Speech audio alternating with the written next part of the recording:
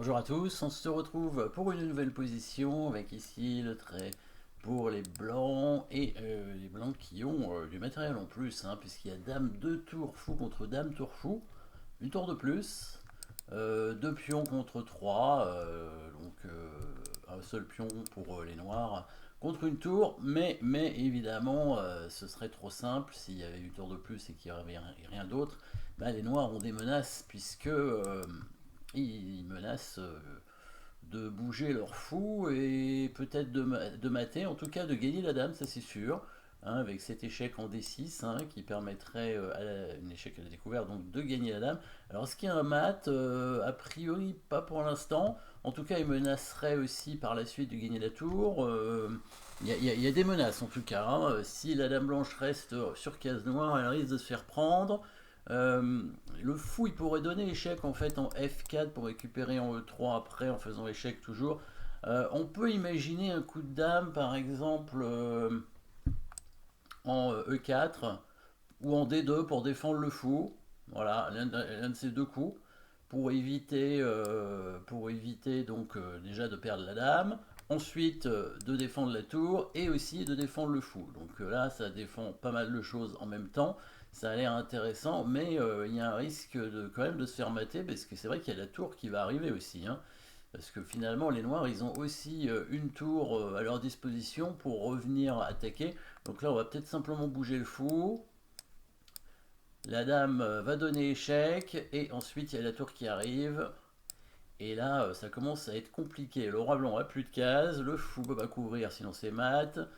Pareil pour la dame, le fou couvre ici, on perd la dame. Ici, si c'est la tour couvre, on prend la tour et on va perdre la dame. Enfin, si on couvre, surtout n'importe quel cas sur lequel on couvre, la tour va prendre et ça va gagner au moins la dame. Donc là, c'est la menace des noirs qui est quand même assez forte. Alors, une des possibilités pour contrer une attaque à la découverte comme ça, c'est d'attaquer la pièce qui fait échec. Donc, évidemment, la pièce qui fait échec, c'est la dame noire, mais comment l'attaquer, ça semble compliqué. On peut l'attaquer avec la dame, mais bah, elle se met en prise, hein, évidemment. Donc, ça n'a pas l'air intéressant. Donc, les coups de défense n'ont pas l'air incroyables. Donc, qu'est-ce qu'il reste? Bah, les coups forcés, bien évidemment, il reste les coups forcés. Et on a quelques échecs, même s'ils n'ont pas l'air incroyables non plus. On n'a pas beaucoup de chance hein, dans cette partie. Euh, il y a bon, les tours qui peuvent se donner sur la huitième. On peut prendre un pion pour faire échec. Alors quel pourrait être l'intérêt de donner les deux tours en faisant échec? Ça peut libérer un autre échec ici pour la dame blanche. Et il y aurait une petite attaque discrète sur la dame noire à la découverte si jamais le roi noir, quand il va bouger de l'échec, se met sur case noire. Donc là, ça peut être intéressant. Parce que, en fait, ce qui serait bien, ce serait que la dame blanche fasse échec sur ses diagonales, que le roi noir soit obligé, évidemment, d'aller sur une case noire. Donc ça voudrait dire toucher à rien dans la structure ici, hein, la structure de pion ici. Et donc faire deux échecs de tour sur la huitième, faire dame B3 échec, le roi bouge et le fou donne échec, on gagne la dame. Sauf que, bah oui, c'est toujours trop simple, si on y arrive à faire ça, on n'y arrivera pas, parce que si on fait tour D8, tour prend D8, tour 8 échec, admettons tour D8, tour prend D8, tour 8 échec, tour prend 8, dame B3 échec, malin, si le roi bouge en G7, fou D4, gagne la dame, et oui, et ben en fait, il va pas bouger le roi, il va revenir par exemple avec la dame ou la tour. Il peut mettre la tour, hein, parce qu'il n'y a pas d'échec de la dame blanche, hein. Il peut mettre la tour, voilà, protégé par la dame. Et là, on est bien embêté, évidemment, parce qu'on a donné deux tours pour rien, finalement. Donc, en fait, la seule façon de donner les deux tours, c'est en attirant la tour noire sur la case des 8 et pas sur E8, parce que sinon, la dame ou la tour pourront couvrir. Donc, on va d'abord prendre ce pion, parce que on peut pas faire tour E8, hein, sinon il n'y aura plus échec quand on fera tour D8. Donc, on est obligé d'abord de prendre le pion, ensuite de faire tour D8, voilà. Donc là, il est un peu obligé de prendre, hein, sinon il va se faire mater. Hein. S'il va en H7, c'est directement mat, évidemment, avec Dame 7, donc ce serait dommage pour lui. Donc il va prendre la tour, on fait cet échec, mais le problème, évidemment, c'est qu'il a une case blanche.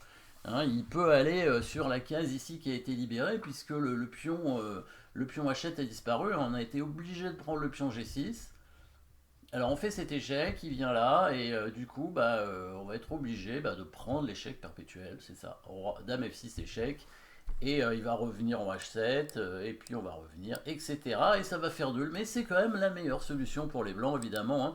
Les blancs qui ne pouvaient rien faire d'autre, malgré leur tour de plus.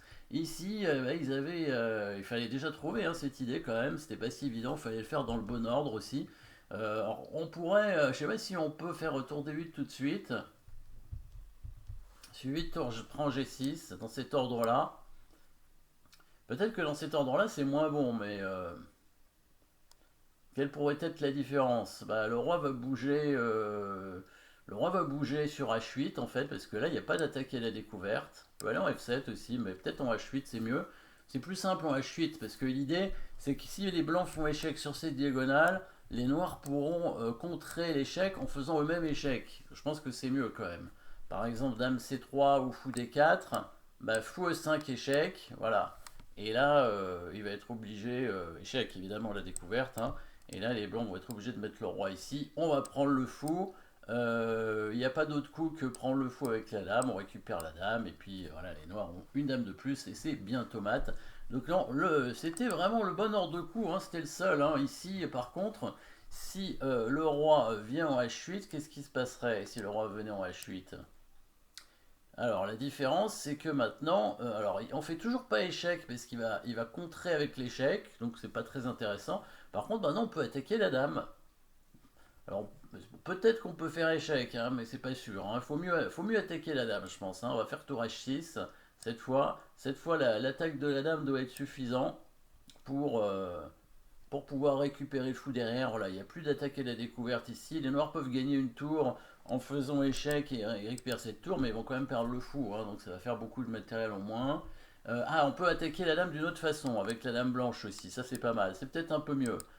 Comme ça on va pas perdre la tour, je crois. Ouais. Si on vient là, on attaque toujours la dame, donc il n'y a pas d'attaque à la découverte intéressante. Et là du coup, les noirs peuvent prendre le fou en E3, mais les blancs vont récupérer le fou, et du coup vont rester avec une tour de plus. Euh, c'est pas tout à fait vrai, parce qu'il y a quand même la tour blanche attaquée là-bas. Mais dans ce cas-là, peut-être on va tout simplement bouger la tour alors. Hein.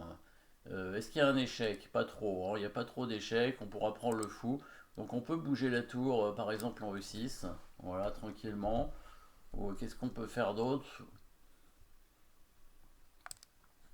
Euh, bouger cette tour, non, je pense pas. Ou menacer mat, peut-être, parce que c'est vrai que il n'y a pas, il n'y a pas grand-chose hein, pour les noirs. De toute façon, il n'y a plus trop de menaces maintenant qu'il n'y a plus d'attaque à la découverte. Mais bon, le plus simple, c'est quand même probablement de bouger la tour. Hein. La dame noire ne peut pas vraiment donner d'échec. On peut mettre la tour en E6 par exemple. On peut mettre la tour en E6. On attaque la dame, on a empêché l'attaque et la découverte, on a une qualité d'avance. Au pire, on pourra échanger les dames au coup suivant, hein, certainement en faisant dame D4. Hein.